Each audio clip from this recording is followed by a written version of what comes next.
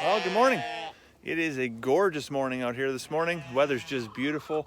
We're gonna have a busy day today. We're gonna fix a whole bunch of fence because, well, cows. I just fed the chickens here this morning. This is where we spread the straw and manure yesterday. And so we're gonna continue to feed them on there. That'll encourage them to continue pecking and scratching and working that, processing all that material down into compost. As you can hear, I need to get some grain for the sheep because they're snackish. And then we're gonna go over and feed the pigs. Good morning, piggies. You ready for breakfast?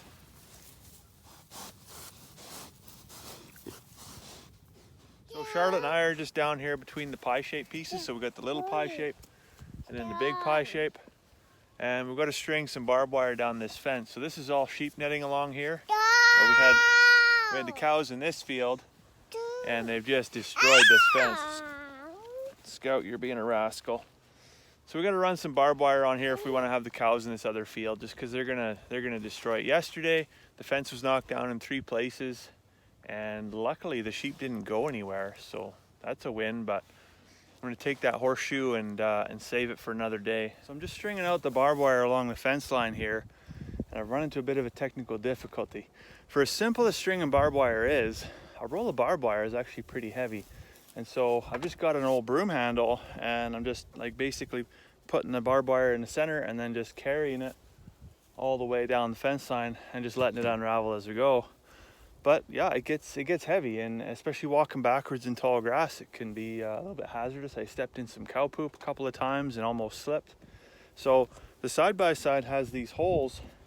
So what I think I'm gonna do is get a 2x4 and drill a broomstick size hole in it and then mount it kind of in here and then put the barbed wire over top, and it can just unravel freely, and I'm hoping that'll actually work. So I'm gonna run up to the shop.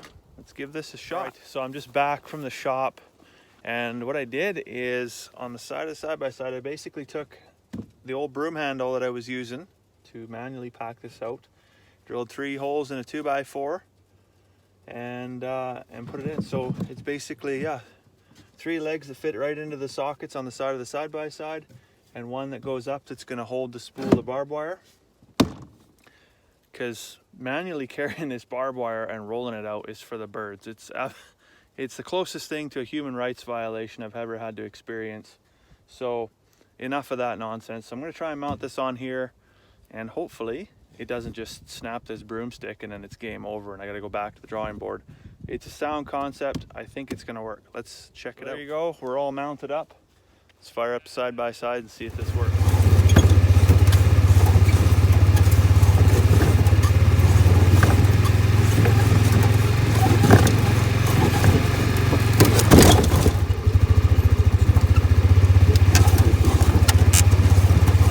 Well, that worked incredibly well. There was only a couple of spots where the wire, it gets right up tight up against here, where it starts to pull kind of hard, and you get out and you just untangle it real quick and then carry on.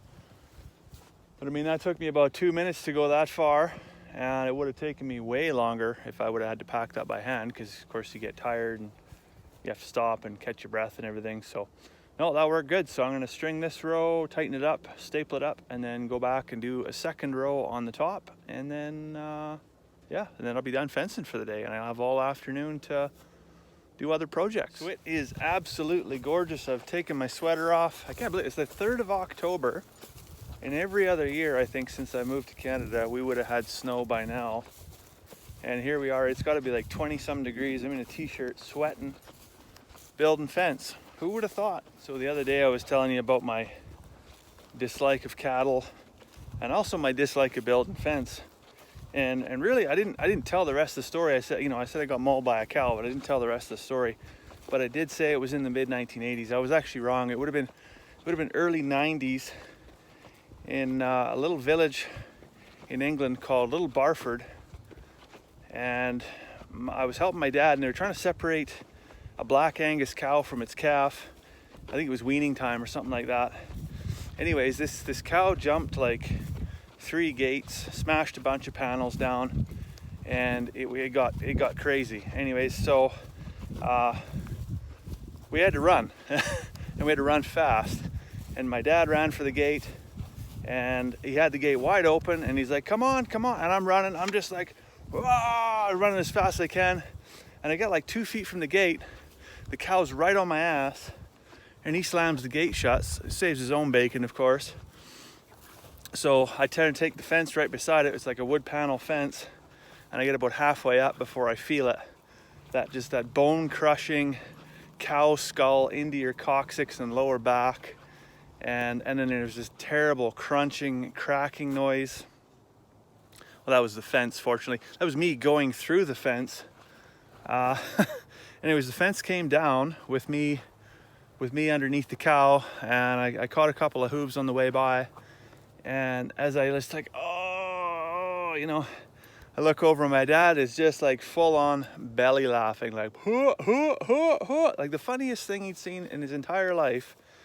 And meanwhile, I'm like, oh, my spleen. Anyways, that was it for me. I wasn't really too keen on cows after that. Anyways, fence is all done getting fixed. Thank goodness for that. As I mentioned earlier, I'm really not keen, not only on cows, but not fixing fence that the cows have pulled down. And there's a good reason for that too. So further to my previous story about getting mauled by a cow, fast forward a handful of years. We're talking like 1997, 1998 at a stretch. I can't exactly recall, but it's my story, so we'll call it 1997. We're in Abbeytown in Cumbria. Now, in Abbeytown, there's a T intersection. On one side, there's Abbey Farm. On the other side, there is the Abbey. And on the opposite side of the intersection, there is the old blacksmith shop. And I used to ride my bike from Abbeytown to Kirkbride every day to go milk cows. That was my job. It was 7.5 miles to the farm and back on my bike. And one evening I was coming back, and I come across the intersection by the Abbey, and I'm crossing towards the blacksmith shop, and this car comes out of nowhere. Crash, bang, wallop, what do you know? I'm on the road, bleeding, broken hand, busted eyebrow. It was pretty bad. Anyways, so yeah, I went to work the next day, believe it or not. I thought, oh yeah, no, it just hurts, but I'm fine. And couldn't milk cows, just couldn't do it, and pain got progressively worse. So I decided to ride my bike home, and well, as you know, you got to hang on to your bike, right? So that didn't work either. That was hurt incredibly, and so I tried to ride my bike with no hands all the way back to Abbeytown, and with a certain amount of success. But you get right around Newton Arlosh, and it's you know, the road does some windies, and it's a little bit tough to maintain there. So my dad come and picked me up, and anyways, long story short, took me to the hospital. Had a broken hand, and the other one was fractured. And so then, like a couple months later, I go back to work, and I've got the cast off and everything. And the first job I'm given is pounding staples in a fence after having a broken hand, and it was not a good time. So yeah, to this day, I'm not super keen on fixing fence. Well, anyways, I'm back up at the farmyard now, so I can hear a cup of tea and a jam sandwich calling my name. So I'll let you go. I hope you have a fantastic rest of your Saturday afternoon, and we'll see you tomorrow.